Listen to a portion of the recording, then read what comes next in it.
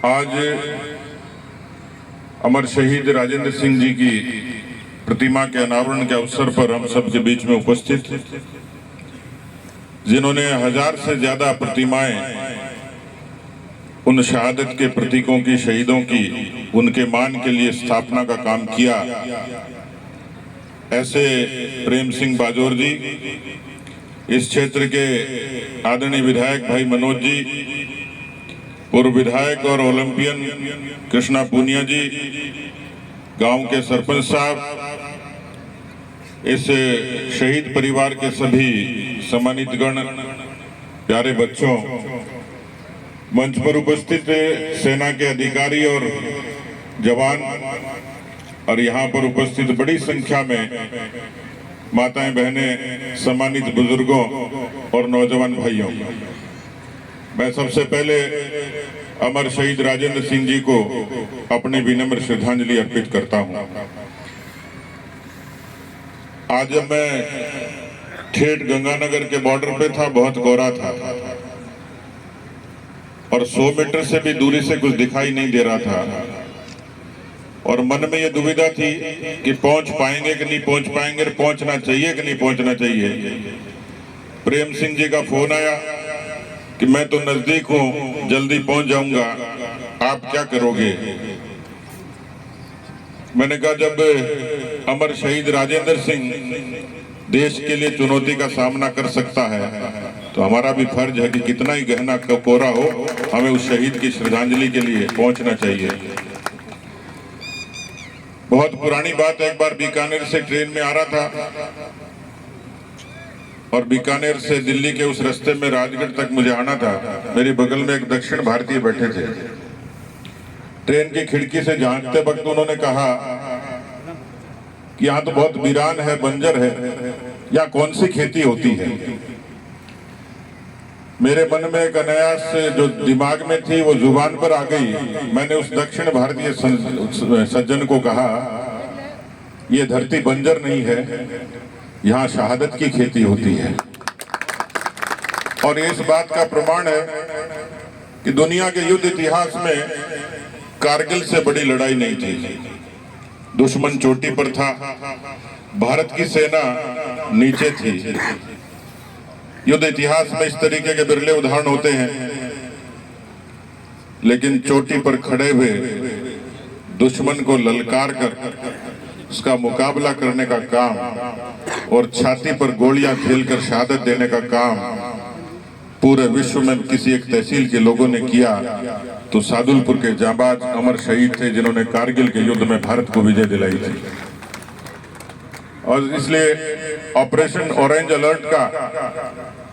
वो अमर शहीद राजेंद्र सिंह परिवार से तो चला गया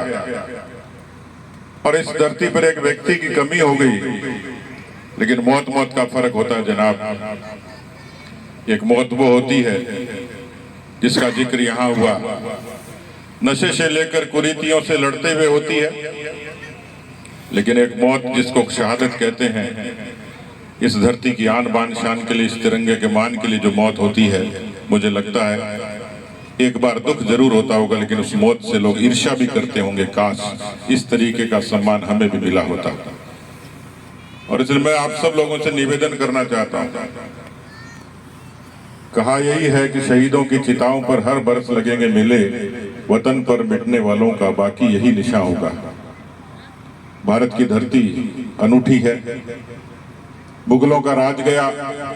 अंग्रेजों का राज गया, मुगलों से लड़ते लड़ते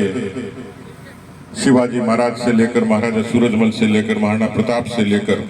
अनंत गाथाएं इस भारत के राजस्थान के कण कण की मिट्टी में उपजी पड़ी है। और इसी तर्ज पर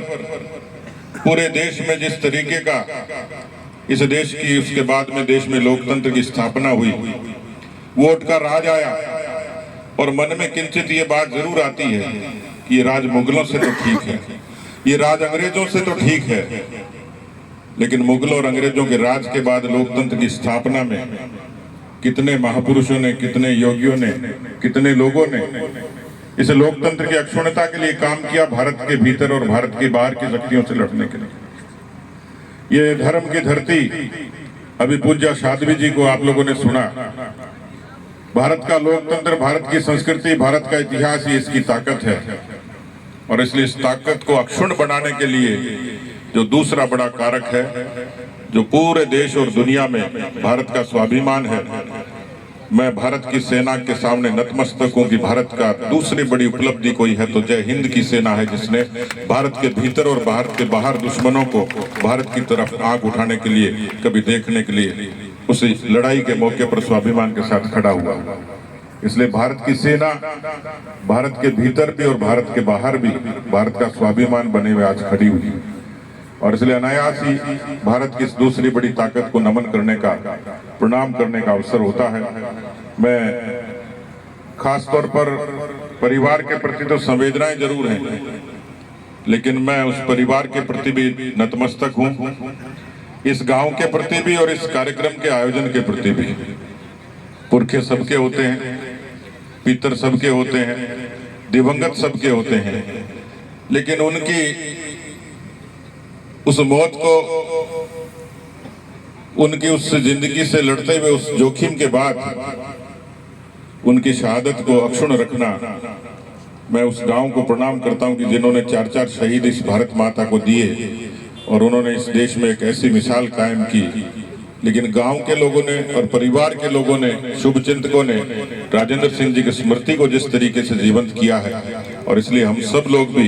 ये जोखिम उठाकर आज राजेंद्र सिंह जी को प्रणाम करने, अभिनंदन करने के लिए आए। इतना ही निवेदन है, मेरे से पहले सब लोगों ने इस बात का जिक्र किया है।